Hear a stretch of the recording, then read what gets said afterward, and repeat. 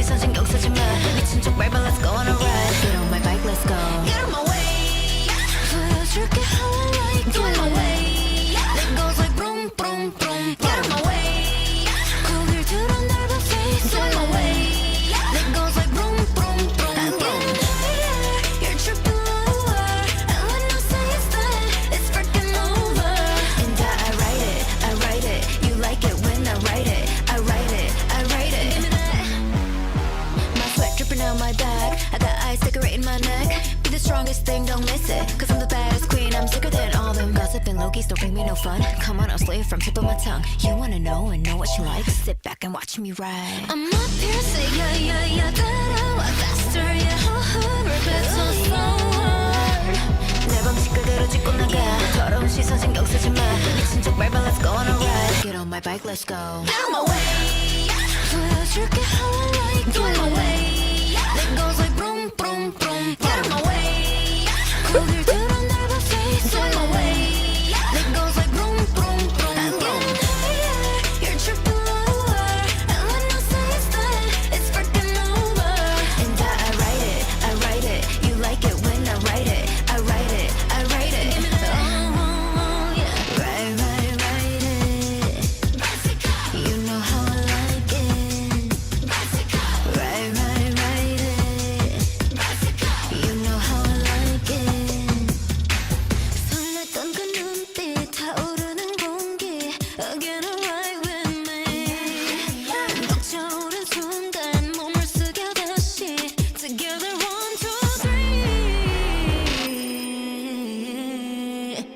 Get on my way. 보여줄게 how I like it. Get on my way. It goes like boom boom boom. Get on my way. 고개를 들어 넓은 face. Get on my way.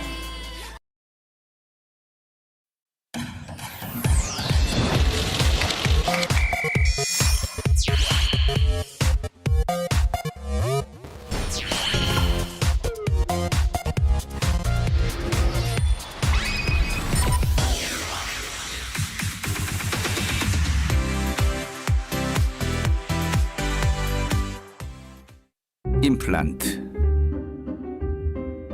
심기만 하면 다 끝난 걸까?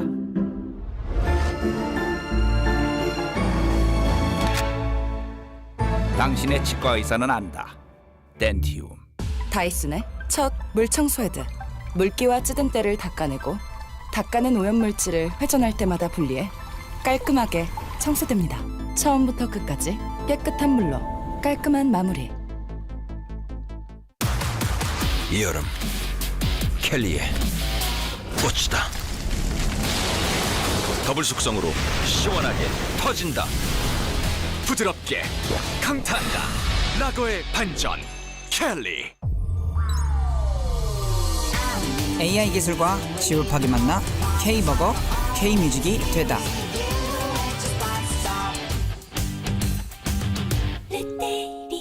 새우버거를 플레이해봐. 맨날 불편하다고 하시면서 소파 놔두고 바닥에 좀 앉지 마세요. 틈틈이 스트레칭도 잊지 마시고. 그리고 크리로에 관절엔 크리로에. 이런 크리로일은 오직 프롬바이오. 관절은 역시 프롬바이오. 맥주는 언제나 첫 모금이 환상적. 그 첫 모금의 맛이 끝까지 가는 한맥의 부드러운 환상 거품. 한맥. 대한민국. 작지만 개발자의 가능성은 무궁무진한 나라. 구글 플레이는 생각합니다. 이렇게 놀라운 대한민국의 플레이가 계속되기 위해선 새로운 플레이어들이 계속 자라나야 한다고. 대한민국 앱게임 스타트업을 지원합니다. 대한민국 플레이를 응원합니다. 구글 플레이. 누구도 가지 않은 길을 누구나 따라오게 될 길로. The Mainstream. The New Sorento.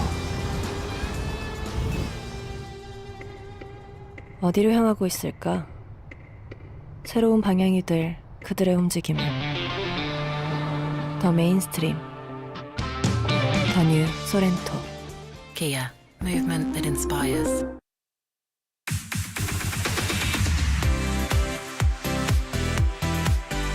안녕하십니까. 더라이브의 최욱 이광용입니다. 113년 전 오늘, 그러니까 1910년 8월 29일, 일본이 우리의 국권을 강제로 빼앗았습니다. 그렇습니다. 오늘은 경술 국치일입니다. 그날의 역사를 다시 한번 되새기고 조국의 독립을 위해 헌신한 분들에게 감사의 마음을 전해도 한참 모자랄 날인데요. 최근 분위기로는 그러기가 쉽지 않습니다. 네, 독립 영웅들의 흉상 이전 논란이 계속되면서 이념 논쟁이 계속 지금 뜨거워지고 있지 않습니까? 역사학자들은 이 상황을 어떻게 바라보고 있을지 잠시 후에 이야기 나눠보기로 하고요. 먼저 오늘 하루 정치권을 휩쓴 말들부터 만나보겠습니다. 모질게 말하지 말라며 솔직하게 말해도 된다며 나는 네가 시킨 대로 내 마음 활짝 열어놨을 뿐이야.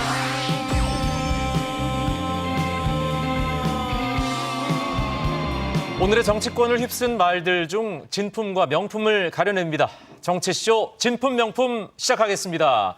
두 감정위원 오늘도 함께합니다. 김병민 국민의힘 최고위원, 김성회 정치연구소 Y 소장 어서 오십시오. 네, 안녕하세요. 네, 반갑습니다. 오늘 감정받을 발언은요, 거의 대부분이 국민의힘 연찬회에서 나온 윤석열 대통령의 발언인데 그거 잠시 후에 우리가 만나보기로 하고 네. 현장에 있었죠? 네, 연찬회에 같이 있었습니다. 분위기 어땠습니까? 대통령의 목소리도 쩌렁쩌렁 울리면서 네. 굉장히 좀 뭔가 이제 힘이 있었고 또 국민의힘 의원들도 모처럼 다 같이 단합된 자리를 가져서 굉장히 의미가 있었던 자리였고요. 네. 윤석열 대통령께서 이런 자리를 한 달에 한 번 정도는 마련해야겠다라고 얘기할 정도로 네. 원래 선거를 같이 치렀던 사람들끼리 만나면 굉장히 또 기분이 좋은 그런 좋은 분위기의 아무튼 네. 연찬회였다고 생각합니다. 그래서인지 김병민 최고위원 오늘 목소리에도 좀 힘이 들어가 있네요. 선거를 같이 치렀던 사람들 다 모였어요? 그렇죠. 이준석 대표 함께 했습니까? 국회의원 연찬이었습니다. 네네. 현역 본인도 아니잖아요, 국회의원. 저는 당의 최고위원 직업입니다. 어깨 힘이 많이 들어가시네. 연찬회 보셨죠, 국민의힘? 네, 그렇게 잘 모이시는데 선거를 같이 치렀던 야당도 한번 만나서 대화하시는 자리를 만들면 얼마나 좋을까 아쉬움이 있었습니다. 네, 알겠습니다. 알겠습니다. 자, 발언이 굉장히 많았어요. 여러 가지 발언이 나왔는데 어제 있었던 이 국민의힘 연찬회, 그 자리에서 윤석열 대통령이 한 발언이 오늘 하루 종일 또 화제였습니다. 일단 첫 번째 감정 발언입니다.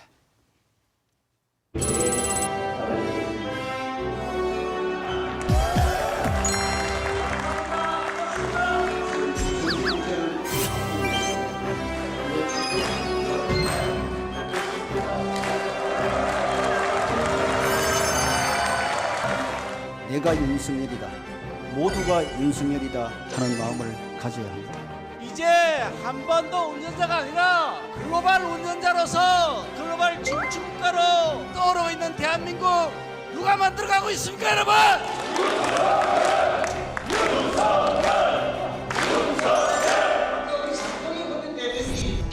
제일 중요한 게 이념입니다. 철진한 엉터리 사기 이념에 우리가 매몰됐고, 우리 당은 이념보다는 실용이다 하는데 이런 철학과 방향성 없이 실용이 없습니다.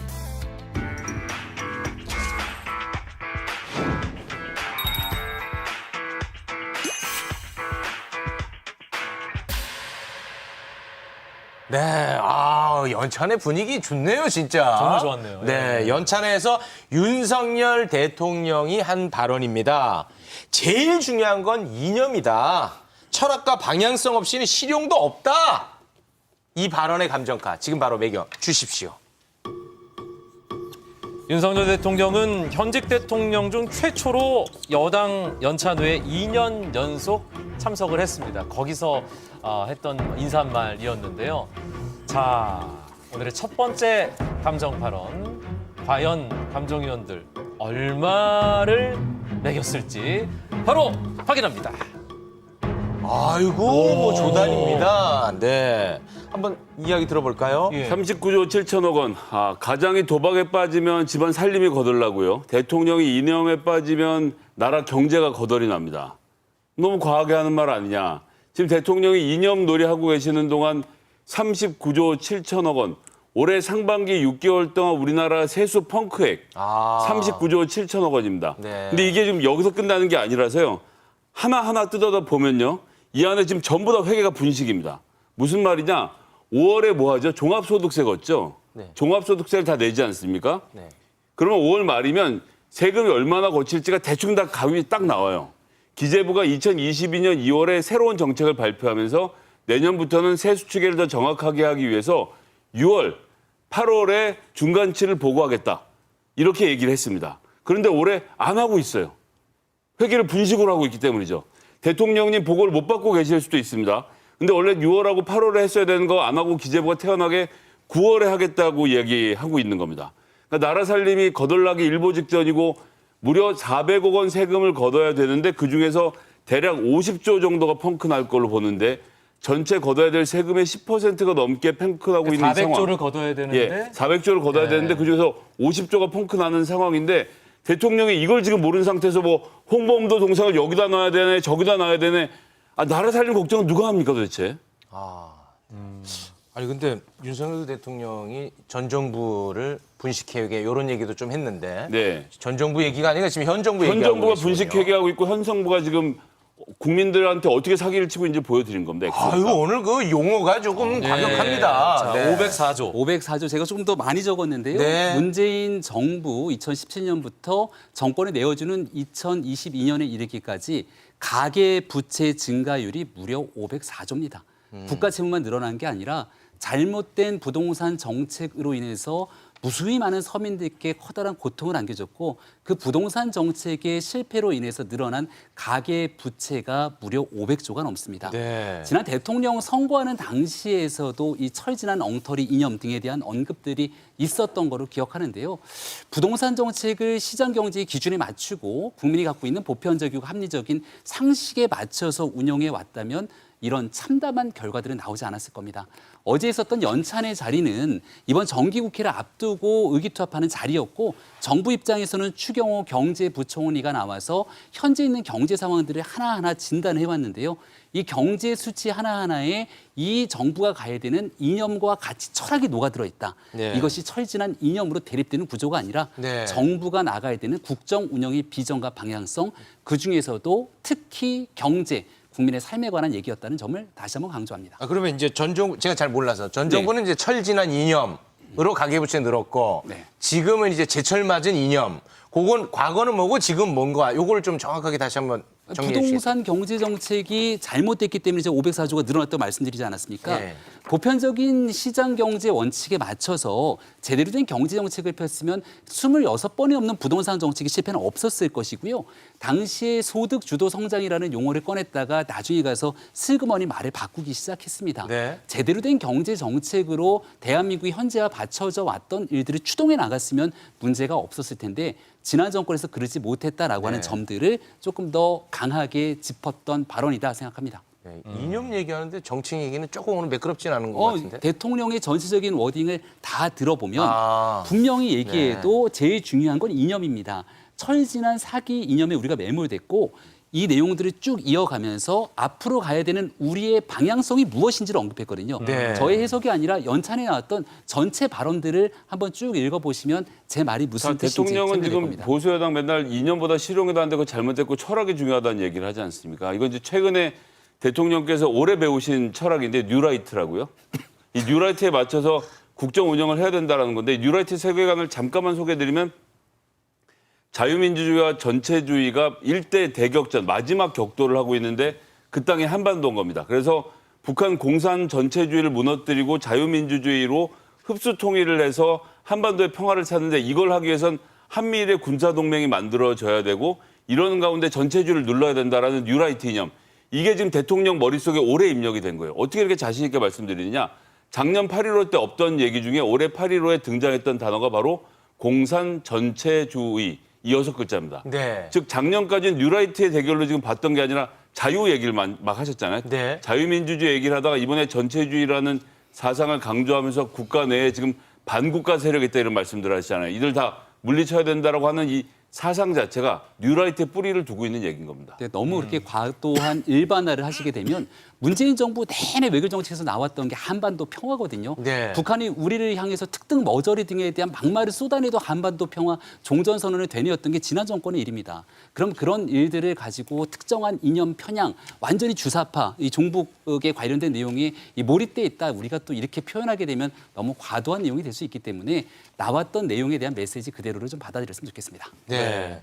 지금 뭐 홍범도 장군의 흉상 이전 이것도 지금 이념 논쟁으로 지금 이어지고 있는 거 아니겠습니까? 이를 두고 이것은 윤석열 대통령의 의중이 반영된 것 아니겠느냐라는 보도들이 좀 나오고 있는데 오늘 특히 좀 그런 보도가 많이 나오더라고요. 아니, 그렇습니다. 예. 뭐 실제로 뭐 윤석열 대통령이 북한 대적관을 가지고 생도를 키워내야 할 육사의 정신적 지주로 맞지 않다. 홍범도 장군 라는 취지로 뭐 이야기를 했다라고 이제 있고요. 전해지고 예. 있습니다. 물론 이제 대통령실에서는 요거는 좀 부인한 것 같은데. 대통령이 현대사에 대해서 너무 모르시는 부분이 있는데 잠깐만 설명을 드리면 1940년 당시에는요. 놀랍게도 소련과 미국이 한 팀이었습니다. 네. 대통령 아마 이 부분을 모르시는 것 같아요. 아니 왜 몰라요? 아니 알면 우리나라는 미국하고 맹방이지 않습니까? 그 당시에 딱히 관계가 만들어진 것은 아니지만 이승만 대통령도 노력을 하셨고 미국과의 사이를 가깝게 하면서 자유민주주의의 나라를 건설하기 위해서 독립하기 위해서 노력하던 시기에 미국과 소련이 손을 잡고 있었단 말이죠. 네. 그런 소련의 손을 잡은 한국 사람이 뭐가 잘못입니까? 그땐 소련하고 미국하고 손잡고 누구랑 싸우고 있었죠? 일본이랑 싸우고 있었잖아요. 그러면 1940년을 기준으로 하면 소련, 미국, 조선은 한편이고 일본이 적인데 소련이라서 안 된다라고 말씀하시는 건 대통령이 그러니까 1960년대 소비에트 연방을 생각하시는 것 같은데 그때하고 특히나 이 한국전에 개전했을 때 소련과 1940년대, 30년대 소련은 구분을 해서 볼 수 있는 기본적인 세계사 상식은 좀 가지셔야 될 것 같습니다. 이게 한국 현대사가 굉장히 복잡하게 얽혀 있는 측면이 있는데요. 앞서 이제 뉴라이트 얘기도 주셨고 일부에서는 과거 48년 건국론을 얘기를 하면서 그 이전에 있었던 1919년도부터의 독립운동 정신에 대한 폄훼 등에 대한 하나의 갈등 구도가 있었습니다. 윤석열 대통령의 그동안의 발언이나 행적들을 생각해 보게 되면 1919년도에 이후에 있었던 독립운동의 과정을 굉장히 높게 평가했거든요.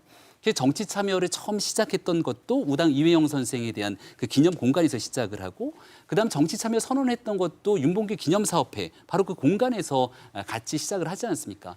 지금도 여전히 독립운동을 했던 그 독립운동가들에 대한 정신을 높게 평가한다는 이야기들을 꾸준하게 하고 있습니다. 네. 다만 지금 육사에 설치된 흉상 같은 경우에는 문재인 정부에서 추진되는 과정들이 있었는데 과거 문재인 전 대통령이 6.25 현대사에 관한 부분들을 필수 과목으로 있던 걸 선택 과목으로 옮기는 등에 대한 일부 편향적인 논란들이 늘 그 안에 있었기 때문에 육사의 교육과정에서. 그러니까 육군 사관학교 총동창회에서도 왜 이런 일들을 논의 없이 진행했냐라는 목소리들이 나오고 있는 거거든요.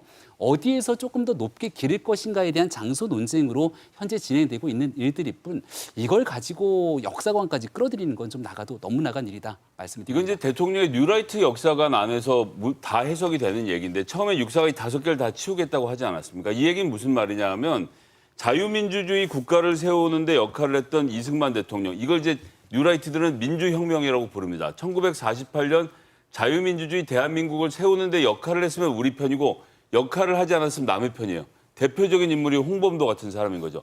아니 소련 공산 전체주의 한 편을 먹었던 사람을 어떻게 우리가 기릴 수 있냐. 이렇게 생각을 하는 것이고 반면에 백선엽 같은 경우는 직접 윤석열 대통령이 했지만 보훈처에서 친일파란 딱지를 떼어주지 않습니까? 왜 그러느냐. 김일성의 남침에 맞서서 자유 대한민국을 지킨 백선엽은 자유민주주의를 지켰기 때문에 지금 윤석열 대통령의 뉴라이트 세계관 안에서는 중요한 인물이 되는 겁니다. 그러니까 소련 공산당이었던 홍범도를 파낸 자리에 백선엽 흉상을 놓는 것은 그들의 세계관 안에서 굉장히 정반합이 딱 맞는 말인데 다시 말씀드리지만 우리나라가 조선이 이 독립을 이뤘을 때는 우리나라에는 딱히 자유민주주의라는 국가가 없었거든요. 1920, 40년대 활동을 자유민주주의라는 기준을 놓고 보는 뉴라이트 생각은 완전히 잘못되어 있다는 것을 대통령께서 아셨으면 좋겠는데 안 되겠죠? 일단은 대통령께서 직접 5명의 흉상을 옮기라고 지시하거나 검토했던 내용들이 존재하지 않고요. 또 일각에서 얘기한 부분처럼 여기에 대한 홍범도 장군의 흉상을 옮기고 또 그 자리에 백선엽 장군의 흉상을 세울 것처럼 얘기했지만 그 또한 사실이 아닌 내용들로 하나둘씩 드러나지 않습니까? 무리하게 윤석열 대통령을 끌어들여서 네. 이 문제 한복판에 세우는 것은 현재 있는 내용들과 조금 거리가 있는 측면이 있다 아니 말씀드립니다. 오늘 국무회의에서 그런 보도들이 나오는 걸 보면 우리가 한 보도는 아니지 않습니까? 그리고 나서 다시 참가자들이 얘기를 한 거니까요. 대통령실에서 그런 대통령의 개인적인 발언이 없다는 없다고 얘기도 발표가 나왔죠. 네. 그러면 그 보도했던 그 언론사들 혼 좀 나야겠죠? 압수수색 해야죠. 대한민국의 언론의 자유가 있는 나라 있습니까? 아니겠습니까? 네. 왜 갑자기 내가 징벌적 네. 손해배상제를 주장했던 정당은 더불어민주당인 것으로 알고 있습니다. 네, 알겠습니다. 네. 그 무산됐죠, 결국. 네네네네. 알겠습니다. 그러면은 요거는 뭐 요 정도로 정리하면 되겠죠? 예. 네. 중요한 보도가 또 하나 나왔는데요. 공교롭게 또 국방부 관련 보도입니다. 수현장 수색 중 숨진 고 최상병 이 사건, 순직 사건 관련해서 수사를 담당했던 박정훈 전 수사단장, 박정훈 대령이 진술서를 제출을 했는데 국방부가 왜 경찰에 보낼 서류에서 혐의자를 빼라고 하느냐 물었더니 해병대 사령관이 VIP, 그러니까 대통령 네. 칭하는 거죠. 이 수사 결과를 듣고 경로하면서 장관 연결해라. 이런 일로 사단장까지 처벌하면 누가 사단장 하겠냐고 했다. 네. 예. 이 사건에 이제 대통령이 뭔가 영향력을 행사했다는 정황이 이 진술서를 통해서 이제 나오는 건데 이거는 어떻게 봐야 될지. 이건 시작부터 다 불법입니다. 어쨌거나 지금 나왔던 내용은 전원이니까 사실이라면. 예, 사실 아니 전형을 빼놓고라서라도 네네네. 지금까지 사실관계가 확인된 것은 대통령 국가안보실에서 해당 수사단에 헌병대에게 수사 자료를 달라고 했잖아요. 네. 근데 이분들이 작년에 법을 바뀐 걸 모르는 거예요. 이런 종류의 인명사고가 났을 경우에는 사건 전체를 경찰로 이첩하게 돼 있습니다. 네. 경찰은 국가안보실이 지휘 권한이 없어요.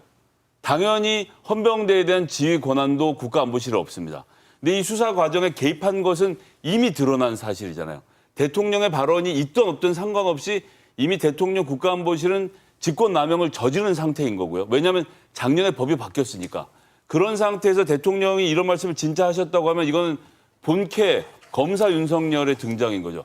야, 그거 작년에 니네 저기 행안부 못 봤어? 이태원 참사 때? 행안부 장관 처벌 받드나? 실무자를 잡아야지. 왜 장관들을 끌어들어? 사단장을 왜 넣냔 말이야. 이런 식의 대화가 있지 않았고서야 저런 식으로 위에 상급자들을 빼라고 했던 지시했던 것, 이건 대통령의 국정 운영 철학과 딱 맞아 있는 겁니다. 무조건 잘못은 실무자만 탓하고 내가 임명한 사람들은 건드리지 마라. 이 기조가 지난번 오송 때 이어졌고요. 네. 이태원 참사 때 이어졌고 이번에도 똑같은 일이 벌어지고 있는 겁니다. 아니 근데 그게 조금 저는 이해가 안 가는 게 윤석열 대통령이 직접 최상병 순직과 관련해서 진상규명 철저히 해서 재발 방지하라. 굉장히 강하게 수사 지시를 했습니다. 이태원 때도 진상을 규명하라고 했어요. 하지만 이태원 예를 들어서 용산구청장, 용산경찰서장, 용산소방서장 위로는 못 올라오게 한 거 아닙니까? 예를 들어서 서울경찰청장 지금 10개월째 수사하고 있는데 기소됐다는 얘기 혹은 불기소 처분 받았다는 얘기 들어보셨어요? 서울경찰청장도 못 가는 수사에서 이게 지금 해병대에서 사단장까지 이게 올라온다? 그럼 대통령 기조에 안 맞는 겁니다, 이거. 수사 개입 논란 어떻게 보십니까? 네, 일단은 해병대 사령관으로부터 들었다 이렇게 얘기를 한 것인데 네. 해병대 사령관이 그런 얘기를 한 적이 없다고 부인하고 얘기를 있습니다. 하고 있는 상황입니다. 현재까지 나타났던 내용들에 대해서 이제 경찰 수사 결과를 통해서 하나의 의혹이 남지 않도록 명명백백 진실을 밝혀야 되는데 네. 이 수사단장을 지냈던 박 대령 같은 경우가 초창기 논란이 불거졌을 때 신범철 국방부 차관이 문자를 보냈다 이렇게 또 주장을 한 적이 있었는데 신범철 국방부 차관이 통신 기록까지 다 떼서 문자를 보낸 사실이 없다고 또 얘기를 한 바가 있지 않습니까? 관련된 내용 속에서 본인이 주장하고 싶은 바가 있을지 모르겠습니다만은 내가 명확하게 알고 있는 진실을 갖고 규명해야 될 텐데 네. 지금 나왔던 과거의 국방부 차관의 메시지부터 하나의 내용이 사실이 아닌 일들이 드러나고 있다라고 하는 측면을 말씀드리고요. 네. 이걸 과거에 있었던 제도로 진행이 돼서 군 검찰의 수사가 진행이 돼서 그대로 군 내에서의 모든 수사로 끝나게 되는 거면은 이걸 덮는 건 말이 안 되는 일이겠죠. 하지만 이미 제도가 바뀐 상태에서 군 검찰의 수사로 끝나는 것이 아니라 상황들이 경찰에 이첩하면 경찰의 수사를 통해서 나머지 내용들이 정리될 수 있도록 제도가 바뀐 만큼 네. 경찰에서 과연 얼만큼 누구에게 문제가 있는지에 대한 명명백백한 수사가 이루어지는지를 지켜보면 될 거라고 생각합니다. 아니 근데 이첩된 보고서가 회수되는데 경찰에서 전혀 손을 쓰지 않았지 않습니까? 그러다 보니까 과연 경찰에서 이걸 제대로 할 수 있을까? 뭔가 가이드라인을 받고 거기에 움직이지 않을까 하는 의혹들이 있는 것 같아요. 저는 아직까지 좀 너무 앞서 나간 주장이라고 생각하고요. 네네. 검경 수사권 조정 등을 통해서 경찰이 수사력들을 강화하고 네. 경찰이 얼마든지 충분히 관련된 사건들을 조사할 수 있다고 이야기를 나눴던 게 지난날에 있었던 일들 아닙니까? 네. 차분하게 수사를 지켜보면 될 거라고 봅니다. 예. 경찰이 헌병대에서 서류를 받았죠. 등록을 해놓은 상태에서 군 검찰이어서 아까 그 서류 주세요라고 하면 어떤 행정기관에서 반인들이 받았던 서류를 낸 사람도 아니고 모르는 다른 사람이 왔는데 내주게 됐겠습니까? 이 과정에서 수사를 해봐야 알겠지만 경찰에게 연락한 제3의 이것을 총괄적으로 조정한 인물이 등장할 수밖에 없고요. 그럴 경우에는 대통령의 국가안보실이 지목될 수밖에 없는 상황. 서류를 준 사람이 아니라 다른 사람에 넘겨주라고 하면 경찰이 이걸 내가 왜 당신을 줘라고 묻는 게 너무 당연한데 네라고 돌려줬다는 것은 이렇게 이만저만해서 군검찰이 갈 테니까 서류 주세요라고 말한 사람이 등장할 수밖에 없는데요. 이 문제는 수사로 안 될 테니까 경찰이 하는 거니까요. 국정조사를 통해서 일단 사실관계를 살펴봐야겠죠. 예. 자, 다시 어제 여당 국민의힘 연찬회로 돌아가 보겠습니다. 윤석열 대통령이 여러 가지 발언을 했는데 전 정부에 대해서 아주 날선 비판의 내용이 있었습니다. 보고 오시죠. 망하기 전에 기업을 보면은 아주 껍데기는 화려합니다. 그런데 그 기업을 인수해 보면 안에가 아주 형편없어요. 기업에 자금도 없는데 직원 숫자도 많고 벌려놓은 사업도 많은데 하나하나 뜯어보면은 전부 이 회계가 분식이고 내실로 채워져 있는 게 하나도 없다 이 말입니다. 국가도 마찬가지. 우리가 지난 대선 때 국정 운영권을 가져오지 않았더라면 이 나라가 어떻게 됐겠나 하는 정말 아찔한 생각이 많이 듭니다. 네, 이 발언도 굉장히 화제가 되고 있습니다. 전 네. 정부를 비판하면서 우리가 지난 대선 때 국정 운영권을 가져오지 않았다면 이 나라가 어떻게 됐겠나 정말 아찔한 생각이 듭니다. 표정 자체도 굉장히 아찔해 보였거든요. 어떻게 보셨습니까? 자, 보면 대통령이 코로나를 국가 단위에서 어떻게 극복하는지에 대한 기본적인 컨셉이 없으신 겁니다. 그때 김종인 선대본부장한테 배우시기도 했을 텐데 잘 모르시는데 예를 하나 들어볼게요. 독일이라는 나라가요. 국가 GDP 대비 국가 부채가 80%까지 올라갔을 때 죄송합니다. 법을 바꿔서 재정을 다운사이징을 합니다. 그래서 10년 동안 20%의 부채를 갚아서 60%까지 낮춰요. 그런 상태에서 갑자기 이 미중의 코로나를 두들겨 맞습니다. 그러고 나서 단 2년 만에 10년 동안 돈 아껴서 갚았던 20%의 부채를 다시 일으킵니다. 그래서 그 돈을 국민들에게 어떤 의미에서 막 뿌린 거예요.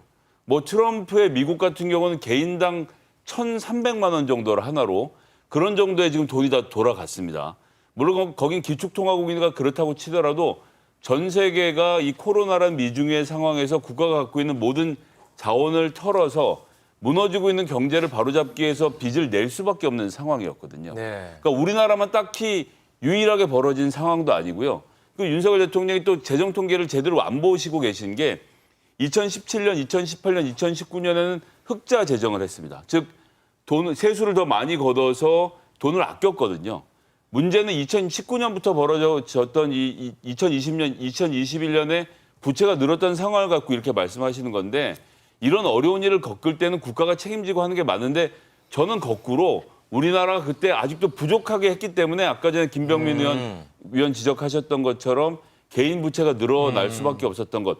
오히려 부채를 더 냈어야 된다라고 윤석열 대통령이 말씀하셨어야죠. 그러니까 이 말은 이제 그 윤석열 대통령이 전 정부가 국가 부채 400조를 증가시켰다. 거기에 대한 이제 반론을 하신 거죠. 코로나라는 상황에 대해서 왜 이해를 안 하십니까?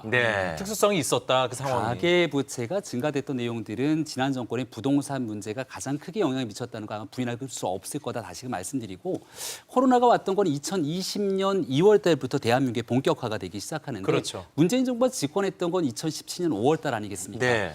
그때로 다시금 시계를 거꾸로 돌려보더라도 확장적 재정 정책이라고 하는 미명 아래 정부의 재정을 계속해서 확대하고 방만한 재정 운영들을 했다는 평가들은 이미 2018, 19, 20년도 이르기까지 쭉 이어지게 됩니다.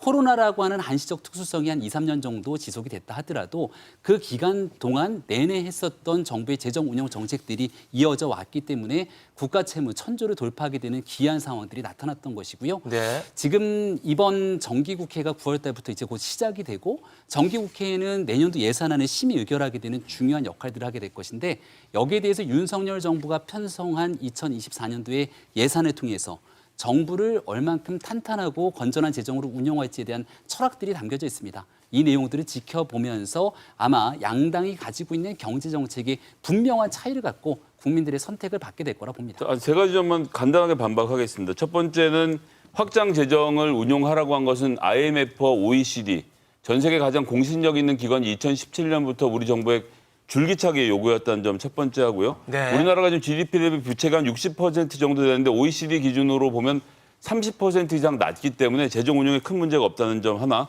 세 번째는 내년 예산 얘기하는데 제가 조금 전에 말씀드렸지만 세수 펑크가 50조가 났는데 정부는 6월과 8월에 공개해야 될 수치를 공개하지 않으면서 9월까지 밀어놓은 다음에 이 50조를 어떻게 하겠다는 국회랑 상의를 할 수밖에 없습니다. 왜냐하면 예산은 국회랑 짜야 되니까요. 그런데 지금까지 이 얘기를 안 하고 있다는 것은 그 오늘 연찬회 때 말씀하셨지만 야당을 국정 운영의 파트너로 생각 안 하겠다는 건데 본인이 그렇게 생각할 수는 있는데요. 예산은 국회가 아니면 통과가 안 됩니다. 그렇죠. 이런 기본적인 법은 지키셔야 된다고 생각합니다, 저는. 네. 그리고 연찬회에서 한 발언 중에 그 언론관을 조금 엿볼 수 있는 부분이 있었어요. 언론은 24시간 정부 욕만 한다. 정부 욕만 하는 세력과는 싸울 수밖에 없다. 와, 이런 발언을 하셨습니다. 24시간 욕하는데 어딥니까? 네, 뭐 특정 언론을 찝어서 얘기했다기보다는 네. 현재 있는 언론 환경들이 이 나름대로의 중립성에 조금 위배된 것이 아니냐라고 하는 인식들을 갖고 있었던 것 같고요. 네. 가장 대표적으로 지난날 이 한미 정상회담이 이루어졌던 내에 아마 그때 정당에서 한 주 동안 보도됐던 내용들을 지켜보니까 나름대로 너무나 야권 편향적인 내용들의 보도들이 쏟아졌던 내용들을 객관적인 수치로 비교 분석했던 내용들도 있습니다. 네. 일단은 지금 제가 KBS 공영방송에 나와서 네. 이 방송에 관한 얘기를 하게 되는 부분들이 조금 어색하긴 한데요. 네. 무튼 공영방송을 중심으로 또 가지고 있었던 언론의 편향적인 문제에 대한 지적들도 있으니만큼 네. 그런 일들에 대한 복합적인 국민 여론들을 전달한 것이 아닌가 싶고 다른 데보다 국민의힘의 연찬의 자리였습니다. 네. 그래서 국민의힘 의원들과 함께 이 언론 환경이 기울어졌다는 표현들을 참 많이 쓰게 되는데 잘못된 내용들에 대한 뉴스들이 이어지게 된다면 이걸 또 바로잡기 위한 노력들은 정당과 정치권의 역할이기도 하거든요. 특히 후쿠시마 이 수산물 등에 대한 여러 가지 얘기들이 나오고 있는 네. 와중 속에서 정당이 함께 협력해서 가야 될 그런 또 방향성에 대한 언급이었다고 생각합니다. 네. 저는 대통령께서 집권한 지가 1년 반 정도 됐으면 이젠 피해의식은 좀 벗어나셔도 될 것 같아요. 아니 조중동 있지, 종편이 있지, 오만 인터넷 언론이 있지, 언론 지형이 야당 사람들한테 물어보면 100% 본인들이 기울어졌다고 얘기할 텐데 다른 사람도 아니고 대통령이 이렇게 수많은 언론 지원군을 옆에 두고도 자기 쪽으로 언론이 기울어졌고 포탈도 잘못됐고 난 다 잘하고 있는데 지지율이 안 나오는 것은 오로지 언론 탓이다라고 말씀하시는 것은 정말 받아들이기가 힘들고요. 네. 여긴 또 하나의 함정이 숨어 있는데요. 지금 장관들에게 점잖게 하지 말고 논리로 싸우라고 말하잖아요. 네. 이거 이면에 뭐가 있냐면 국가가 대략 2조 정도 예산을 언론에게 광고비를 1년에 집행을 합니다. 이거 지금 무기로 삼으라는 거예요. 아, 그렇게 해석해도 돼요? 이거 큰 돈이거든요. 왜냐하면 이 국무위원들이 행정부마다 쓰는 예산이 있습니다. 네네네. 광고 예산이. 네. 이게 어디로 어떻게 풀리느냐가 굉장히 중요한데 이런 정도 점잖게 하지 말고 논리로 싸우라 정도 나갔으면요. 이제 앞으로 보시면 압니다. 앞으로 1년 동안 정부가 이 갖고 있는 2조 원의 광고 예산을 어떻게 집행하는지를 직접 한번 지켜보시면 될 것 같고요.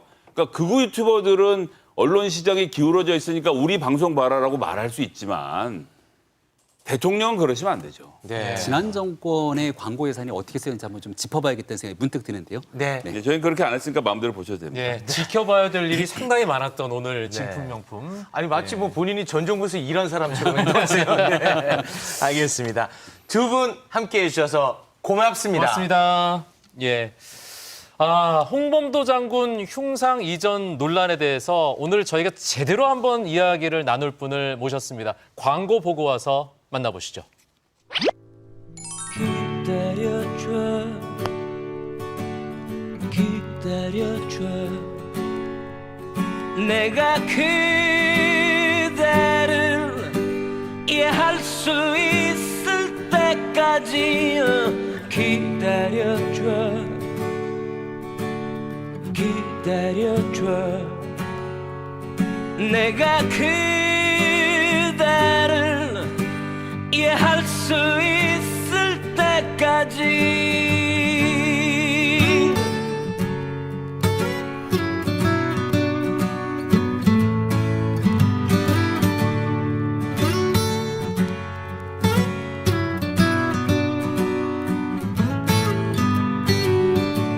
난 아직 그대를 이해하지 못하기에 그대 마음에 이르는 그 길을 찾고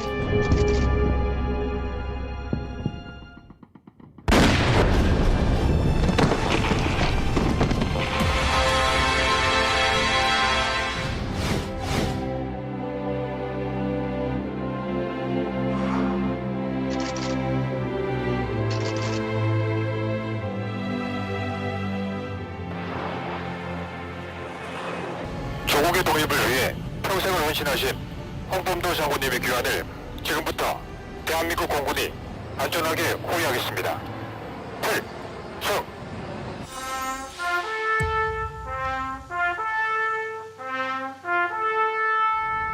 이제 편히 잠드소서. 전쟁을 억제하고 전시에 이기기 위해서 필요한 인력을 양성하는 곳인데 공산주의 경력이 있는 사람이 있어야 되느냐.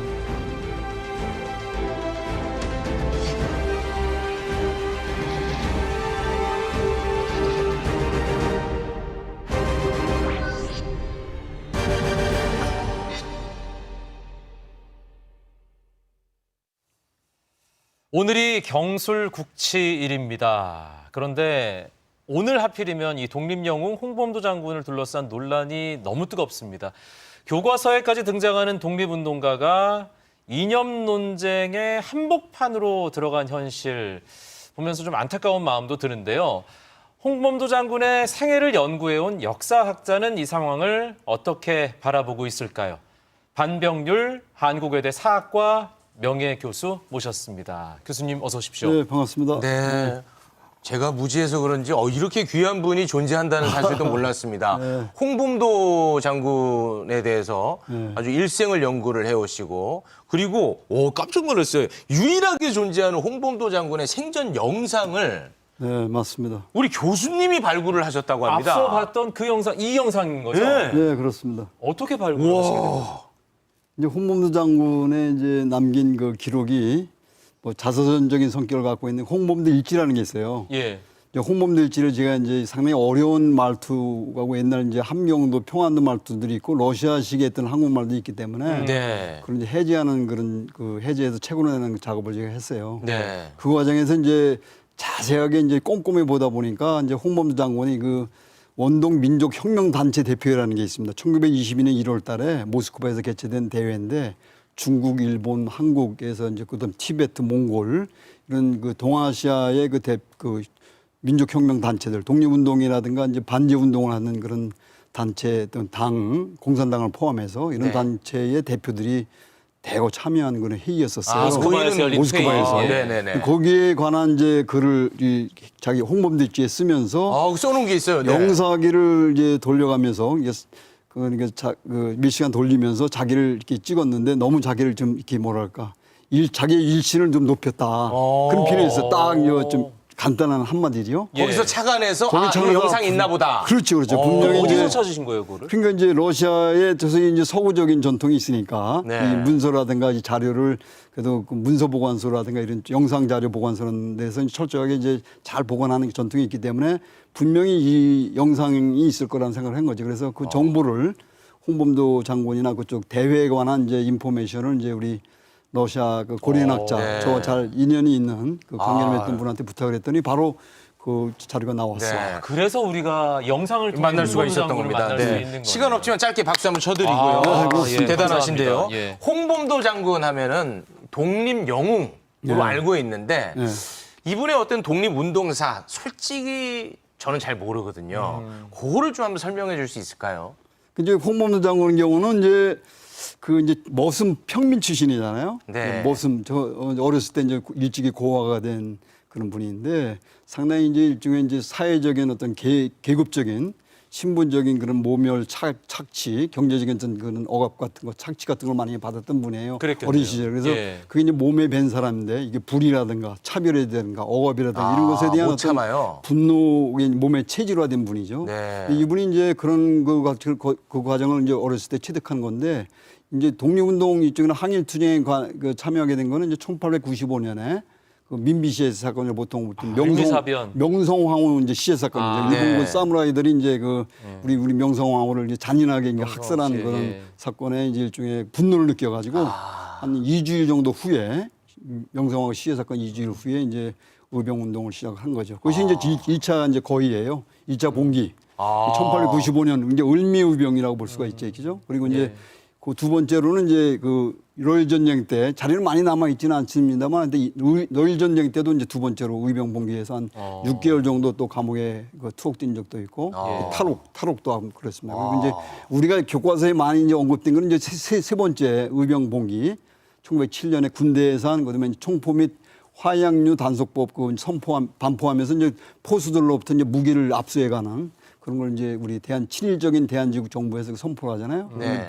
생계 위협을 느끼는 위기를 느낀 이제 포수들을 조직해가지고 이제 항일투쟁에 본격적으로 이제 뛰어들게 되죠. 이제 그 이후에 쭉 이제 러시아로 망명하고 이제 그런 쪽 해서 이제 독립운동, 항일 무장투쟁을 이제 적극적으로 이제 벌이신 분이죠. 평생을. 네. 그리고 이제 일본군을 격퇴한 봉오동 전투도 전투까지 있고 오는데. 봉오동 전투 이제 청산 전투. 예. 그런데 그런 영웅입니다. 그런데 지금 이 대한민국에서 이게 육군사관학교에 있는 홍범도 장군의 흉상을 다른 곳으로 이전해야 된다라는 그런 논란이 일고 있습니다. 그래서 저희가 그 쟁점을 좀 준비를 해봤어요. 네. 일단 첫 번째 보겠습니다.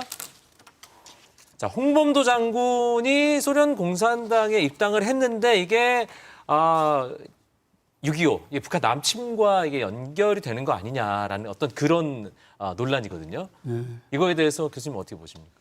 그러니까 소련 공산당 입당한 것도 이제 상당히 이제 왜곡돼서 지금 얘기가 되고 있죠. 공산주의자, 볼세비키, 뭐 공산주의 활동, 공산당 활동 이런 식으로 험악한 말들을 써가지고 이제 이게 덧칠을 하는데 그것도 문제지만 그건 나중에 뭐 설명할 기회가 있으면 좋겠는데 소련 공산당에 입당한 거하고 이제 소위 말하면 한국 전쟁하고 관련시키는 건 상당히 이제 무모한 그 역사 연관짓기죠 일종의. 왜 그렇죠? 그러니까 그렇게 된 거는 예를 들면 그 국제 관계라든가 그 역사의 어떤 그 아주 그 다이나믹한 역동적인 그 변화 과정, 국제관계 내혹한 어떤 그 옛날에 적이 동지가 되고 옛날에 동지가 적이 되는 그런 국제관계의 그 혹독한 그 엄격한 그 변화 과정을 이제 무시하는 그런 얘기죠. 예를 들면 아까도 얘기 나왔습니다만은 그 2차 세계대전 동안에는 그 소련 공산당하고 이제 일종의 그 미국이나 영국이나 이런 연합국들이 이제 손을 잡잖아요. 그래서 파시스트 나치즘에 이제 싸우고 또 이제 2차 세계 말기에 되면은 이제 일본의 대일 선전 포고를 이제 소련에서 하면서 이제 항일 투쟁에 한단 말이에요. 그러면은 미국 같은 경우 예를 들면은 지금 한미 동맹을 강조를 하고 있습니다만은 소련 공산당하고 미국이 그 일종의 연합국에서 동맹 관계에서 이제 결국 반파시즘 전쟁을 하고 반일 그 전쟁을 한 건데 그럼 그런 것들이 우리 미국과 한미 동맹을 어떻게 되는 겁니다. 그것도 미국하고 그런 좋은 관계를 맺을 수가 없죠. 그러니까 결국은 국제 관계라고 하는 거는 그런 거죠. 변화적인 거고 변화가 이제 무쌍한 건데 그 홍범도 장군이 소련 공산당에 가입을 해가지고 무슨 공산당 활동을 제대로 했나요? 그렇지는 아주 않았습니까? 평당으로서 일상적인 그런 평당으로서 이제 그 가입을 한 거죠. 그 홍범도 장군은. 홍범도 장군이 이제 뭐 소련으로 넘어가고 공산당 가입 뭐 이런 게 논란이 되다 보니까 소련 입국할 때 썼던 신고서가 또 화제가 되더라고요. 이거 인터넷에서 봤어요.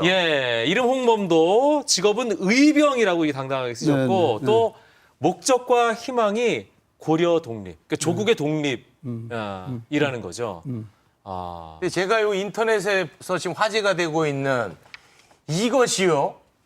우리 교수님이 발굴하신 겁니다. 정말죠? 뭐 발굴이라고 만약에 소개를 했죠. 근데 이제 처음으로 이제 소개를 한 건데 뭐 이분뿐만 아니라 이제 이 대회 아까 말씀드렸던 원동 민족 혁명단체 대표회. 근데 뭐 일본 사람들이 국동민족 대회라고 하고 이제 우리 학자들 일부 그걸 받아들이는데 그 대회에 참여하기 위해서 이제 그 1921년 11월 달에 이루쿠츠크라는 지역에서 이제 이걸 작성한 그 앙케이트입니다. 조사서죠. 이 조사표로 돼 있습니다. 여기 홍범도 장군의 이거 자필이에요. 한글로. 여기 보니 옛날식의 표류가 돼 있잖아요. 그 까지 같은 거 보면은 시옷 기억 이렇게 되는. 그러네요. 까지 같은 거. 와쇼도 와쇼인데 이제 와쇼 되고 이런 것인데 러시아어는 이제 당시에 러시아라는 그 소위 서기가 이제 대신 써준 거고 여기 홍범도라고 하는 그 자필 이거 우리말 자필 서명하고 이 러시아 말도 이 알파벳도 홍범도 장군의 그 자필 러시아 서명입니다. 상당히 귀중한 자료입니다. 아예 영상도 확인하고 자필도 확인하고 의병이라고 적힌 걸 보니까 뭔가 좀 뭉클합니다. 의병이라는 거는 일반적으로 이제 뭐 자발적인 비정규적인 어떤 그 군대, 관군이 아는 그런 군대를 일반적으로 얘기하는 거. 한 마리 의병만 얘기하는 것이 아니고 독립군도 의병이라고 했어요. 홍범도 장군 흉상 이전과 관련된 논란을 저희가 좀 다루고 있는데 두 번째 지금 좀 이렇게 논쟁적인 지점이 있습니다. 자유시 참변 때 홍범도 장군이 함께 독립운동을 하던 독립군이 학살되는 걸 방조한 게 아니냐, 그냥 지켜보기만 한 거 아니냐. 이 부분에 대해서 교수님 생각 좀. 그러니까 이 방조라는 표현이 좀 약간 이제 좀 상당히 이제 미묘한 여러 가지 의미를 갖고 있을 수도 있는데 이 자유시 참변이라는 거는 이제 그 홍범도 장군이 현장에 있었죠. 그 자유시라고 하는 그 소위 이제 당시는 원동공화국이라고 하는 이제 바파 스테이트 완충국 소비에트 러시아가 아니고 일종의 이제 일본과 그 소비에트 러시아의 중간에 끼어 있는 그런 국가다. 그래서 완충국가라는 표현을 쓰는 건데 임시적인 국가죠. 과도기적인 국가고 이제 결국은 그것이 자본주의 민주주의적인 체제를 갖고 있는 국가예요. 그러니까 이제 소비에트 러시아에서 이제 만든 국가인데 그 영토 내에서 일어난 거죠. 현장에 있었습니다만은 이거는 그 무장 해제를 결정하거나 여러 가지 그 집결해 있는 한국 독립군들의 어떤 그런 이동이라든가 그 지휘에 관한 거는 그 상부 쪽에서 결정한 거예요. 러시아 공산당원들이 그 예를 들면은 그 무장 해제를 결정한 거죠. 그런 모든 일련의 과정을. 그러니까 우리 독립군들에게 무장 해제를 요구했었고. 그러니까 이제 그 양쪽에 그 대상이었던 그 피해자가 되는 어떤 그쪽에 이제 무장 해제를 할 걸 요구하고 이쪽에서 거부를 한 거죠. 그렇죠. 서로 간의 내부적인 문제 때문에. 근데 간도에서 그러니까 서북 간도에서 간 독립군 지도자들 경우에는 무장해제고 뭐고 간에 이런 중요한 결정을 할 수 있는 위치에 있지 않았어요. 그러니까 그거는 저 윗선에서 소위 말하면 당에 예를 들면 한국 고려공산당의 당원의 핵심 간부 일부들이 러시아 공산당 쪽에 영향을 끼칠 수 있었지만은 간도에서 간 독립군 지도자들 경우에는 그 결정 과정에 참여할 수 있는 처지가 안 돼. 손님으로 간 거니까 일종의 거기 의탁을 하러 간 거잖아. 청산 전투를 치르고서. 그럼 우리 독립군이 죽어가는데 그 왜 그 방조하고 지켜만 봤냐? 이거는 너무 과도한 요구라는 거죠. 그런 거 그렇게 할 수 있는 처지가 안 됐을 뿐만 아니라 그다음에 이제 동원도 안 됐습니다. 그 자유참변 무장해제에 있어서 일종의 이제 그 한국 병사들, 독립군들이 그 동원하지 않았어요. 러시아 쪽에서 참여를 동원을 하지 안 했습니다. 그리고 더더욱이나 그 홍범도나 홍범도 부대는 거기에 무장해제 과정에 그 참여하지 않았죠. 그래서 이제 자유참변에서 독립군 학살을 방조했다는 거는 거기 현장에 있었고 또 가해자 측의 그 단체인 거기에 고려혁명 군정의회라는 곳에 소속이 된 건 사실이지만 당시 국제공사는 결정 사항이니까 그렇다고 그래가지고 소속돼 있다고 그래가지고 자유참변에서 무장해제를 통해서 독립군을 학살했다고 하는 그거는 전혀 맥락이 맞지 않는 얘기예요. 상황을 무시한 그런 그 해석이죠. 알겠습니다. 저희야 그런 것까지 모르죠. 사실 홍범도 장군과 관련된 여러 가지 뭐 서훈이나 기록을 보면은 지금 이 논란이 조금 이해가 안 되는 부분도 있습니다. 2년 전 기억하십니까? 카자흐스탄 현지에서 홍범도 장군의 유해를 모셔오던 그날로 잠깐 돌아가 보겠습니다. 조국의 독립을 위해 평생을 헌신하신 홍범도 장군님의 귀환을 모시게 되어 영광입니다. 지금부터 대한민국 공군이 안전하게 호위하겠습니다. 필승! 그럼 지금부터 홍범도 장군님을 맞이하겠습니다.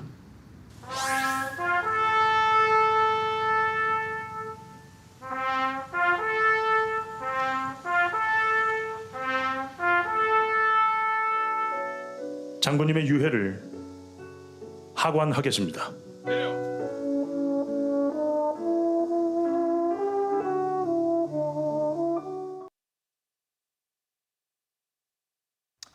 진짜 볼 때마다 뭔가 감동이 전해지는 부분이 있는데요. 사실은 1962년에 건국훈장 대통령장을 받으셨고 그리고 또 2016년에는 홍범도함 뭐 잠수함 명명도 됐고 이거는 이제 2년 전의 일인데. 근데 지금 이제 홍범도 장군은 육사와는 어울리지 않는다. 뭐 이런 평가가 좀 일각에서 있는 것 같은데요. 그 육사와는 안 어울리는 건 맞나요? 그 육사라든가 이제 국군의 그 정체성을 딱 한 저 좁은 의미로 이제 딱 규정을 해버리고 거기에 이제 맞느냐 안 맞느냐를 따지니까 그런 문제가 생기는 거죠. 그러나 이제 그 육사라든가 국군의 역사라는 것이 한때에 한 고정된 것이 아니라 이제 대한민국 사회가 변화지면서 계속 그 이제 변화하는 거 아니겠어요? 육사의 정체성이라는 거, 국군이 어떻게 되는 그런 문제도 마찬가지고 그러니까 그런 과정에서 보면 독립군의 역사라고 하는 것은 특히 항일무장투쟁에 참여했던 그런 역사라고 하는 거는 소위 이제 그런 면에서는 상당히 소중한 자산이죠. 하여튼 이제 맥락에 있는 것 같아요. 독립군이니까. 네, 그리고 이제 특히 이제 육사의 그 군대를 지휘할 장교들 양성하는 기관이기 때문에 정신사적으로 뭐 어떤 정신을 배울 것이 이게 중요하죠. 예세 또는 그 외부의 적이 들어왔을 때 그것에 로부터 이제 민족을 방어하고 국가를 방해하는 그런 정신은 독립군들로 충분히 배울 수 있는 거죠. 근데 거기에 육사의 이제 모델을 누구를 세울 것이냐 이런 문제에서 따질 때는 과연 여러 가지 논란이 있을 수 있죠. 육사의 정체성을. 예를 들면은 과거의 독립운동이라는 측면에서 일제시대의 뭐 민족의 문제에서 자유롭지 못한 사람들이 소위 친일적인 행위가 있는 사람들이 만약에 육사에 거기에서 이 육사 그 생도생들이 본받아야 될 그 정신을 본받아야 그 삶을 본받아야 될 그 모델을 서성이 든다고 한다면 부적절할 수 있겠고. 육사의 장교들은 또 국군의 모습이 어떻게 되겠습니까? 정신사적으로. 그렇기 때문에 독립군들 특히 항일무장투쟁의 지도자들이 갖고 있었던 그런 민족을 위한 그런 정신, 그 국가를 위한 정신 이런 것들을 소중하게 해서 그걸 정신적인 으로 이제 교육 과정에서 그걸 반영을 해야 되겠죠. 알겠습니다. 정말 귀한 얘기 들을 게 많은데 시간이 좀 아쉽게 느껴집니다. 그렇습니다. 정말 죄송합니다. 여기서 마무리 지어야 될 것 같습니다. 고맙습니다. 안병률 교수님이었습니다. 고맙습니다. 예, 참 뭐 여러 가지 생각을 갖게 하는 오늘 방송 내용이었습니다. 오늘 더 라이브가 준비한 소식은 여기까지입니다. 저희는 밤 편안하게 보내시기 바랍니다. 내일 다시 돌아오겠습니다. 함께해 주신 여러분 고맙습니다.